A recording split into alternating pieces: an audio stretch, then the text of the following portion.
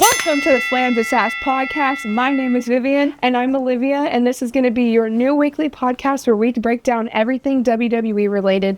We're going to give you our hot takes. We're going to go behind the scenes and talk about everything going on in the wrestling world. Since this is our first podcast and you really don't know anything about us, I'll keep it short and sweet.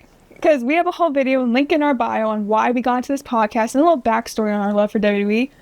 But just to let you know, I was pissed on a certain retirement match. But that's in the Goldberg. You want to know about it. Links in our bio. Yeah, we'll get into details in that video here. But today we have much bigger things to talk about. This was a huge weekend for us wrestling fans. We had SummerSlam, which we got to talk about night one first. Or do we talk about what we just witnessed a mere hour ago? Literally an hour ago. We're hot off the night two. Adrenaline from night two. Adrenaline in my soul. Oh my god, it's Cody Rhodes.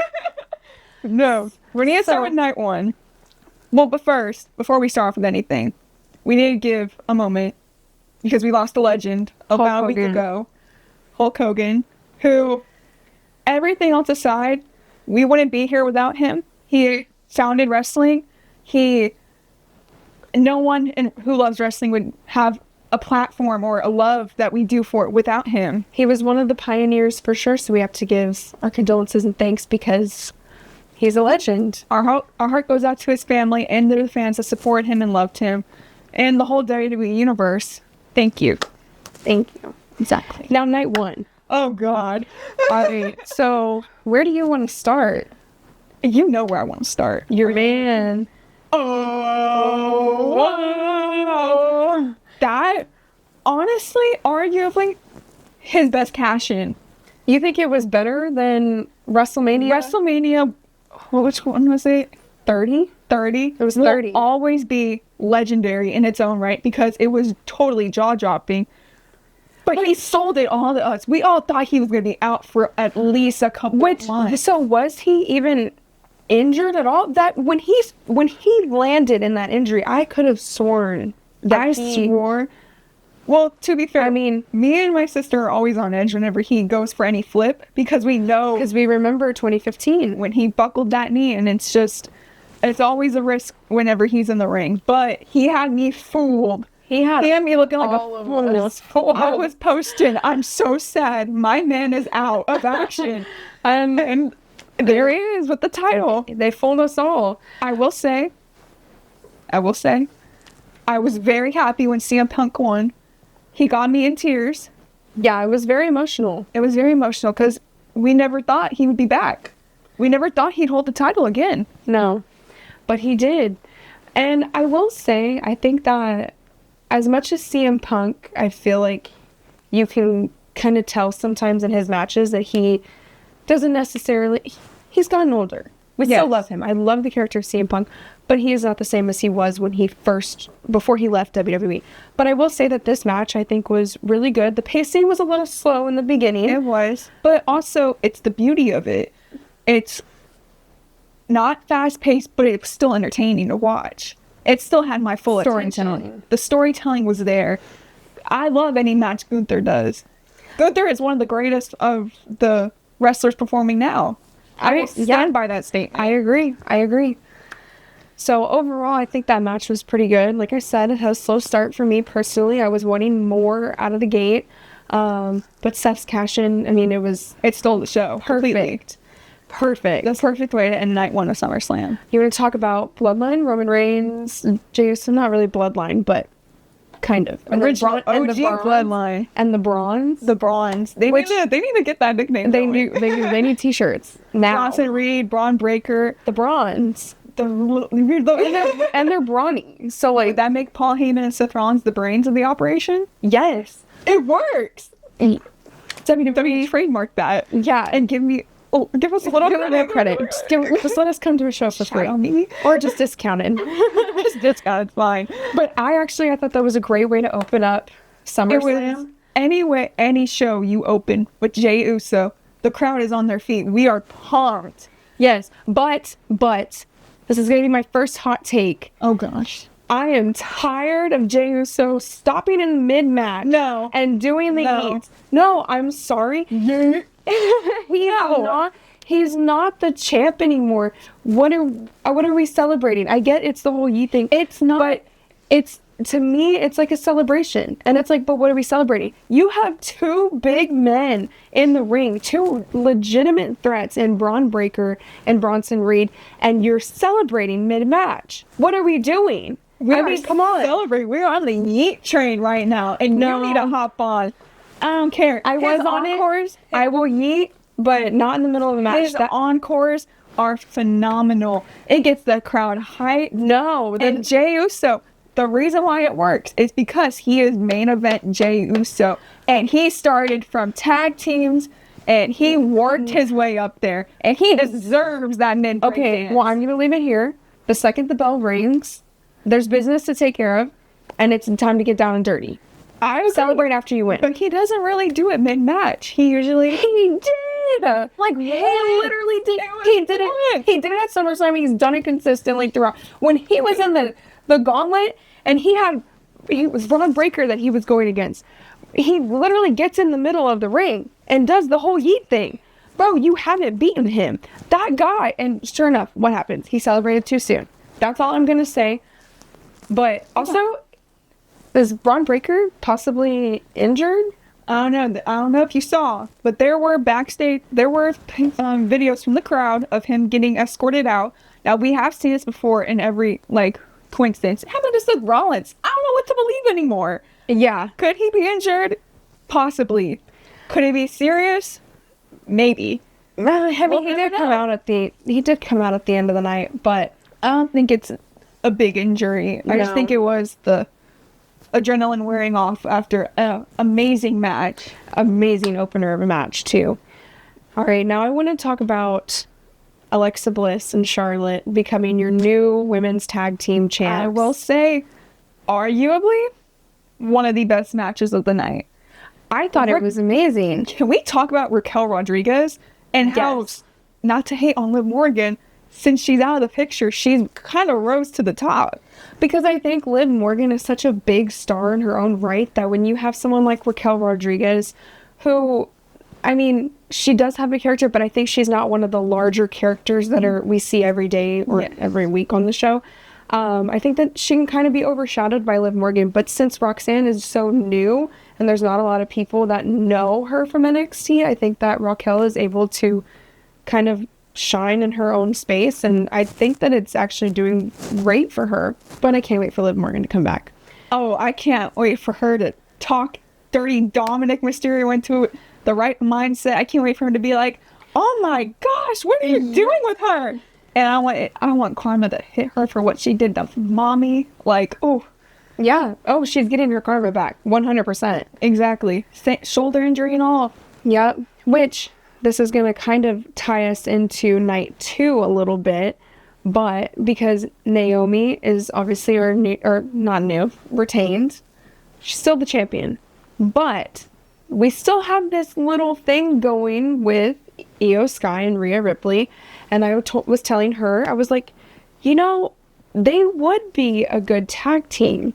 And then who would be great to see go after them would be the new champions. The new champions, Charlotte Flair and Alexa Bliss. I feel like they both have their dynamics where there's the big one who's like the powerhouse and is just kind of more stoic. And then you have the short little one that's a little crazy. Like, those are their characters, like, in a nutshell, very standard.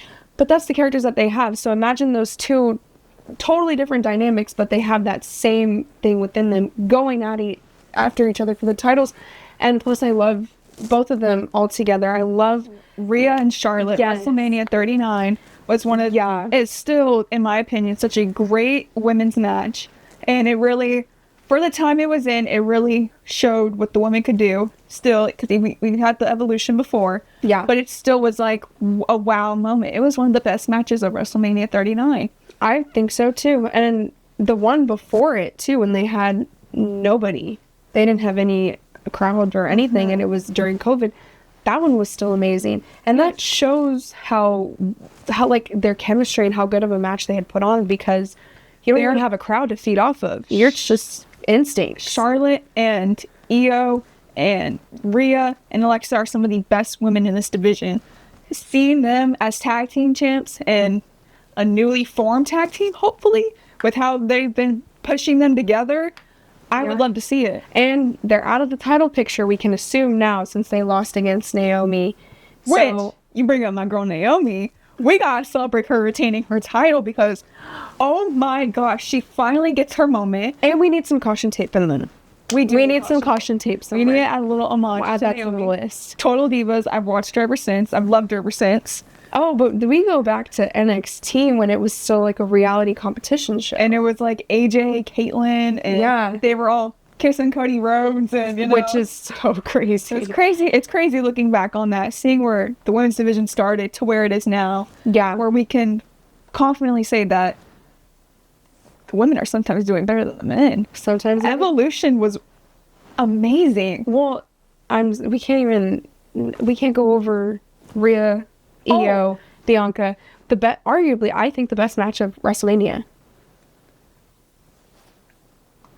You disagree? I liked CM Punk, Roman Reigns, and sethrollins. Okay, that one was really good too. But the energy is always there with an Io Sky match. And Bianca thrown in the mix with Rhea. I think Bianca has a lot of energy too. I was kind of a little bummed we didn't get to see her at all. Speaking of being bummed, we have to go back to SummerSlam, night 1.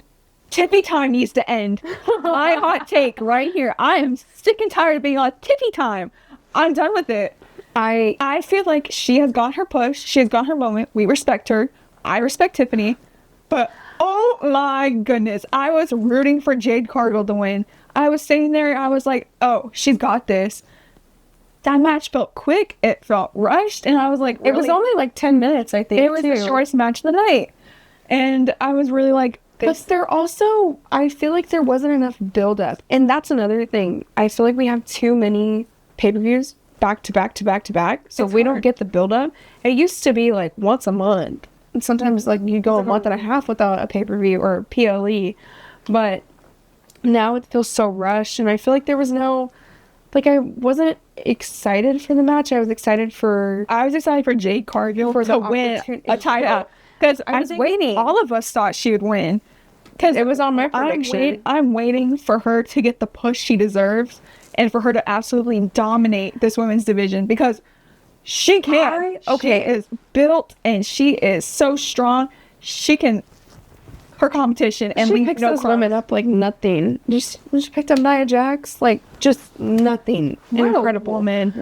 But I will say, I think she could use just a little bit of time in NXT just to work on her promo skills. See, you're drinking the haterade. Well,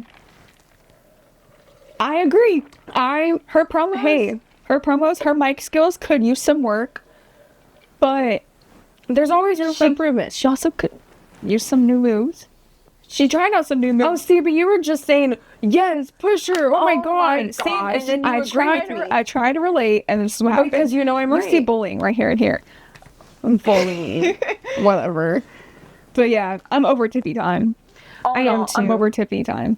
And I wonder who's going to take it off of her now. I thought Jade would have been so good to take it off of her. Because they would have given Jade the push she needs. Yeah. But I also... who else is there that's going to go after it? I mean... I don't want to see her and Nia. Well, Nia's down at NXT now. Did you see that? No. Nia was on NXT this Tuesday. She apparently is there now. Oh. Well... which I don't understand why, but... because I'll tell you, Nia... gets some good matches in. I love her character so much. Her mic skills are so funny. Yeah. Her little beef with Michael Cole is so funny. It's great. Him. She is a good character. I will say a good heel. That push. Jade? Yes. Yeah, I agree. Mm-hmm. I agree. And then more people that need a push. Yeah. I'll jump to another match. Karrion Kross and Sami Zayn. Oh, yes. I was waiting to talk about this. He got the push he deserves. SummerSlam night 1. He got his match. Wish he won. because Sami Zayn's little gimmick is getting kind of old. Yes. Okay, can we just talk about that? Because I genuinely thought, I mean, I had a feeling, I knew I've been watching WWE long enough where I was like, I don't think he's gonna win. But what better night to give this man a push than SummerSlam? Either way, they put on a fantastic match. And I love Scarlett. She's like, when she was in Monday Night Raw with the blood, right? That was cool. I'll admit, that was cool. That was so cool. I mean, come on. They're like, I love this push that they're having, but it also makes me wonder, what's next for him?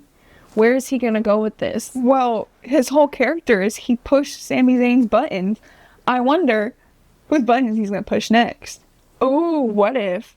And we'll get into this guy's match in just a second. Mm-hmm. What if he starts pushing Cody Rhodes' buttons? Is that too big of a push for him? Maybe. I mean, but then you also think, who would Cody go for? He just... Well, we'll get into it later about Cody Rhodes. We'll get into the Cody Rhodes match. Karrion Kross needs a push. He needs someone, I don't want to say bigger than Sami Zayn, but someone who has more momentum going for him than Sami Zayn. I would love to see him wrestle like... Oh, Drew McIntyre. Logan Paul, maybe?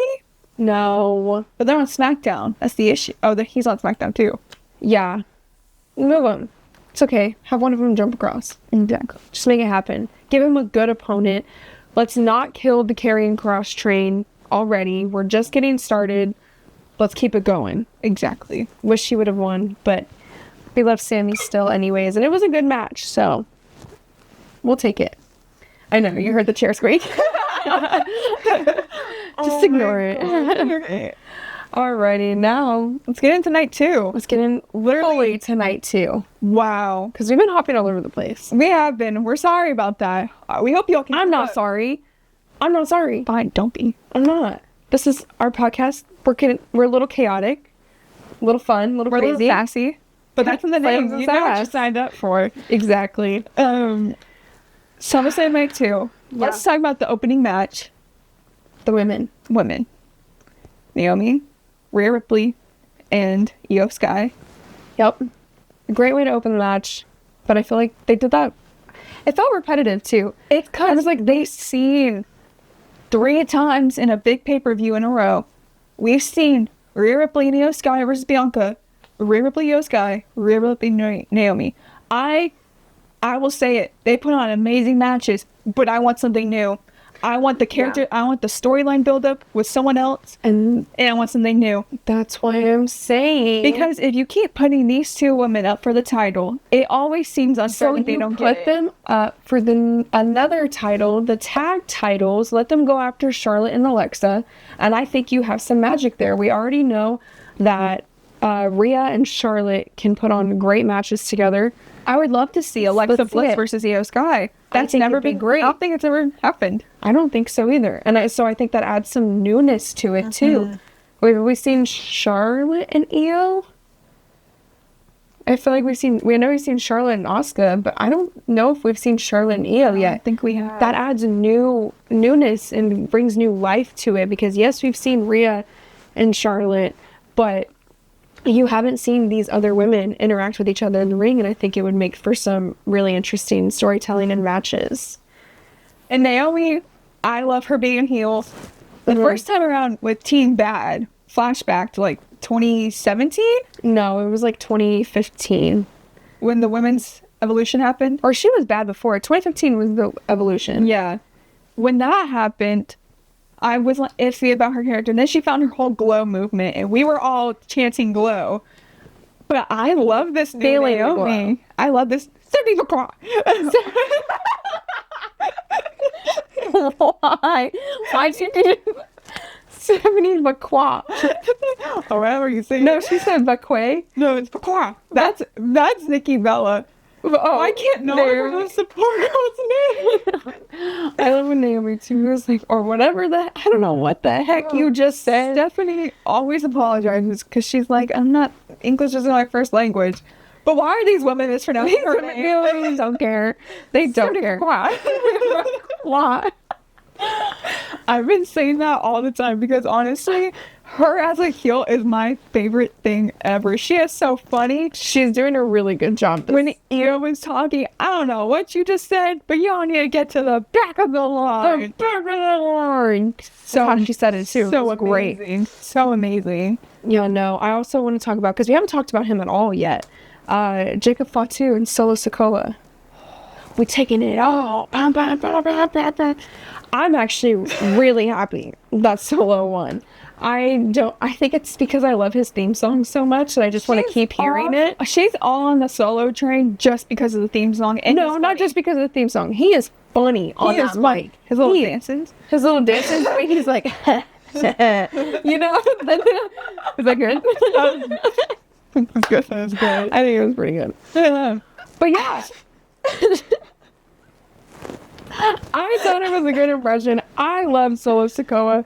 Jacob Fatu, don't get me wrong, he's great. But I am 100% ever since, and I've talked about this with other people with podcasts, Tantalizing Tag Team. We ran into him at Saturday Night. Shout out to Tantalizing Tony.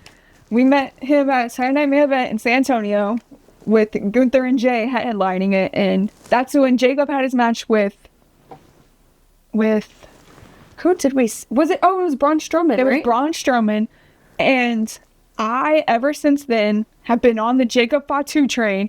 I am waiting for him to get a world opportunity title shot. Whoa. I had a Stroke? whole stroke. I'm so sorry. I'm waiting for him to get his title shot. I am waiting for him to absolutely tear apart this division. Because I've been ready for it since I brought him up. he does some of the craziest things. Because you look at him and you think, oh, he's one of those people who you just talk to over his head. And he could. But then he starts doing flips. That and man can move. He's running circles around me. Like, I would never want to be caught in a race with him. He can move. He reminds me of Bray Wyatt with how quick he is.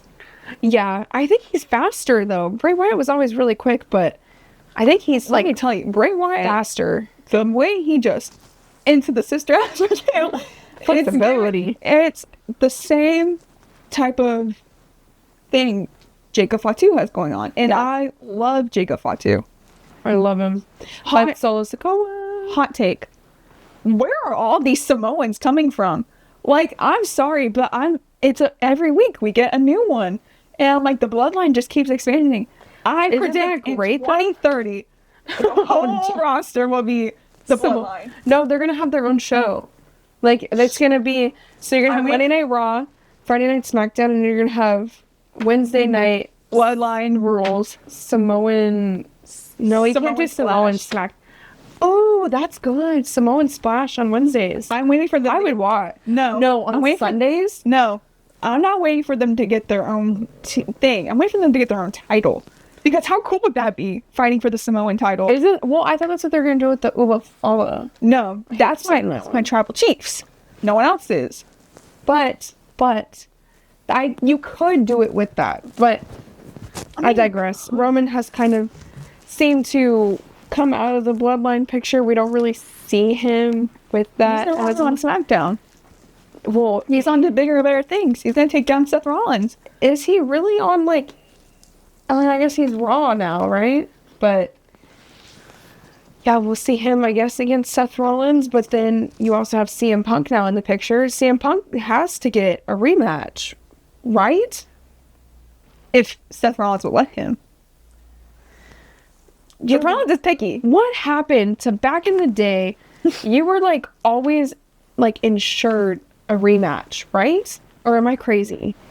You're crazy. No. I feel like we have. You were always... No. They always got their rematches. They would be on like the Monday night after like the pay-per-view. True. But they always got a rematch. They still do that now, though.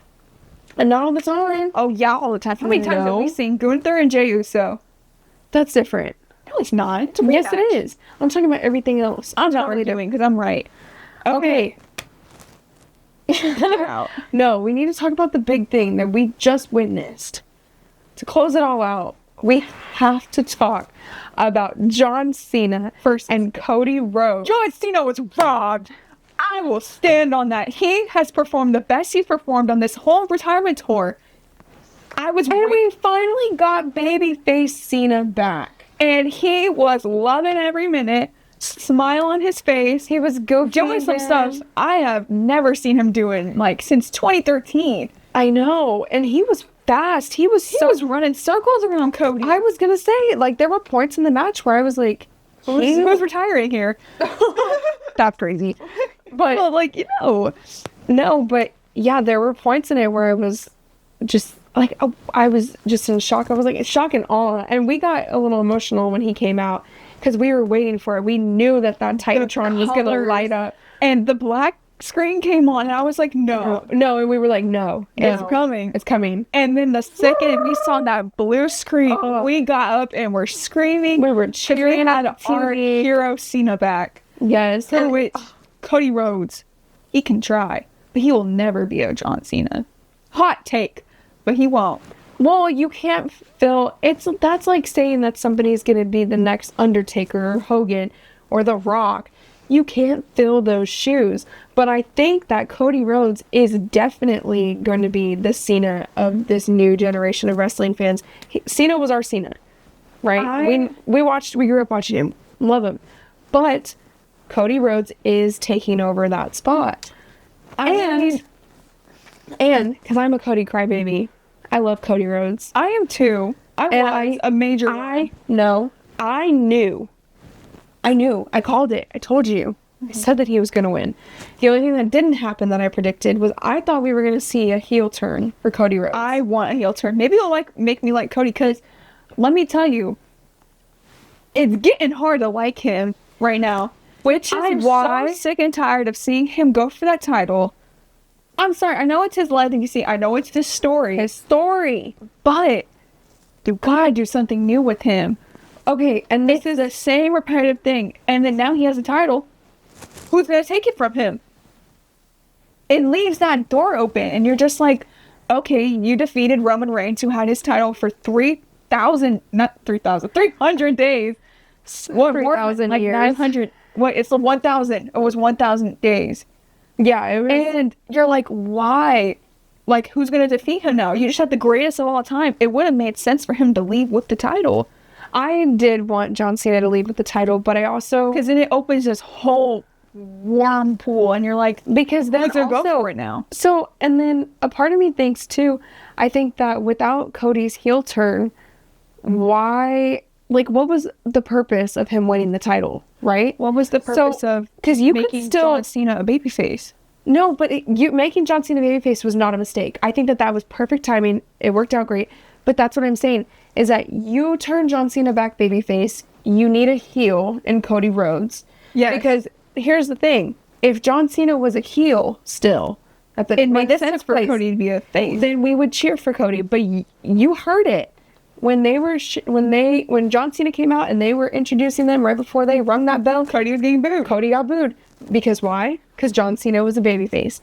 So, I thought, yes, they're going to turn Cody heel, and then you could have turned Cody heel, let him win the title, and you still could have brought Brock Lesnar out, and it would have been just the same, because Brock Lesnar's back. Oh yeah, Brock Lesnar's back. We need to give... Oh my gosh. We got up and screamed. We jumped up waiting for it. I was waiting for the... That's like... No, I'm right. And we heard it, and we got up, and we jumped up, and we're screaming. We all knew at some point he could come back. Well, okay, here's the thing. Because I follow all the, outlets, and they were, reporting different things going on in WWE. They started releasing Brock Lesnar merch about a week ago. Oh, see, I hate when they do that. It was like with CM Punk. They posted it that night. We didn't know anything. Well, we kind of guessed. We were hinting at it during Survivor Series. Yeah, because there were talks about it. There were people who were like, CM Punk is in talks with WWE.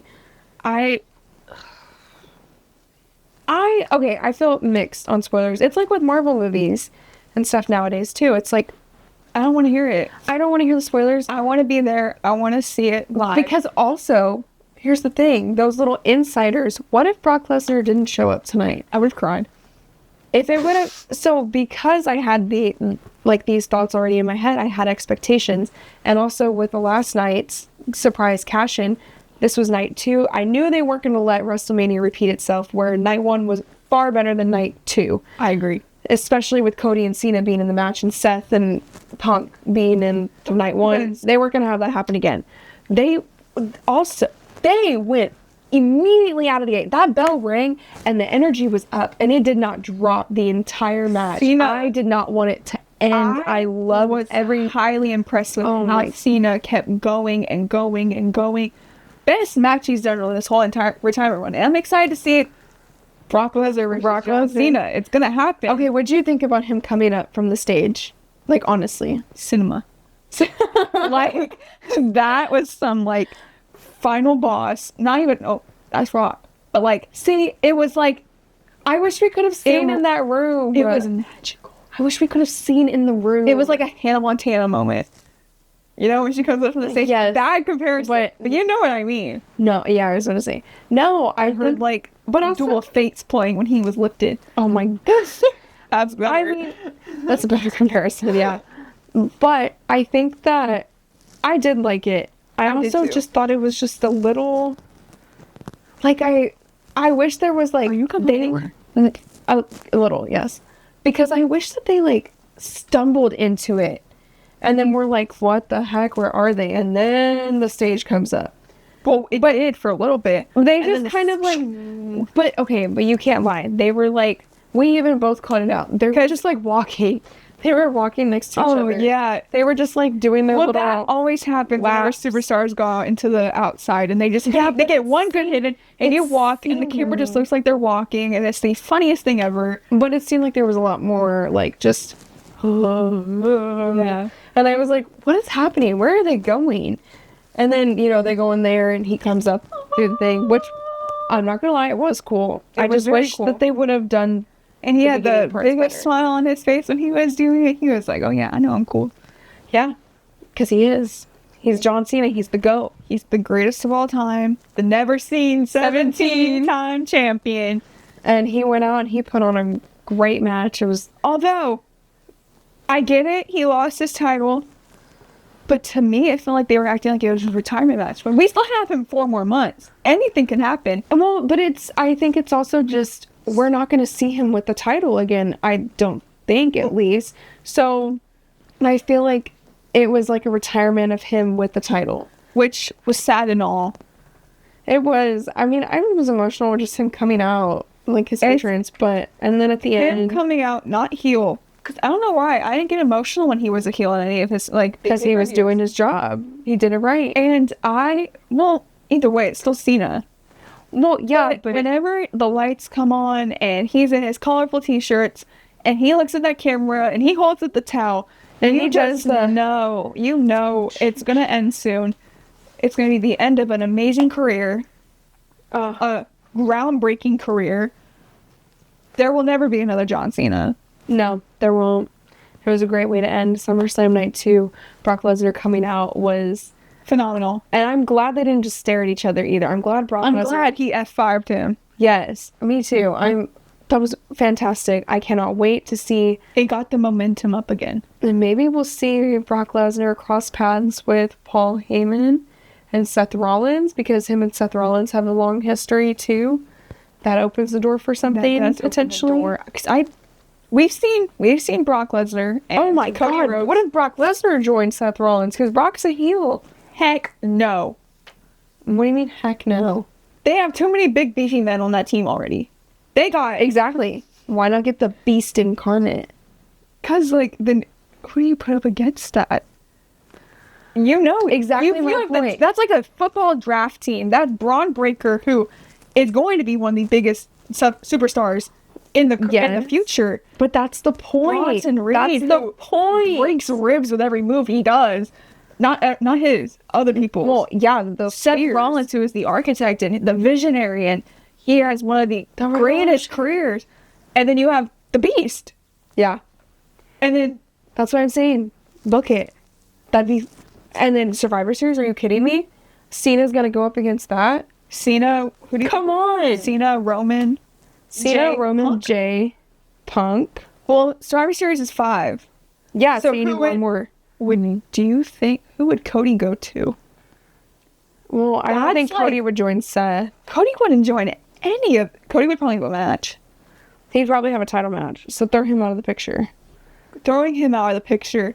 Who would be that fifth member? You could go crazy. You could say The Rock. No. You don't think The Rock? No. Not at all. No. You No. don't hope for The Rock. No. No. I don't. He's good. No, I'm still mad at him for opening up Netflix Raw and talking about like just breaking kayfabe with Cody Rhodes. I'm still mad at him for that. Breaking his final boss character when literally like And a thank you, couple Cody months ago Rhodes. he was beating him in front of his mom. I was like, Here's the what? blood, blah, blah, blah. I was like, you just threw everything from WrestleMania down the drain. Yeah. So I'm still mad at him for that. Yeah, I get that. But I digress. I think, are there any last final thoughts you have to wrap up our first episode of this podcast? Amazing night. I feel like Two nights. 2 nights. I feel like many of our questions will get answered on Raw tomorrow. Maybe SmackDown too? I hope Seth Rollins opens the show tomorrow night. Oh, he's gotta. He's got it with his belt and like, Sounds good in the dance. yes. Well, does he dance anymore? He might when he has the title. But Maybe. And not a messed up knee. amazing pay-per-view. Amazing PLE. storyline. Oh, Yeah. We're old now. whatever. Yeah. I think it was just great overall. And this has also been great. This is an amazing first show, an amazing way to kick off our show and our podcast. And thank you so much for watching. Be sure to pin that subscribe button. Smash the like button. No, suplex that like button. And then, see, can't work with her because you're Pin that like button. pin the like button. No. Suplex the subscribe button. And This tap is out the comment. This was not planned because I would not have let her say anything like that. Oh, well, thank you for watching. We'll see you next week. See you next week. We post every Sunday? Trying to. I have no idea. Weekly. We'll cut that. We'll just do the see you next week. Okay, ready? See you next week. Mwah.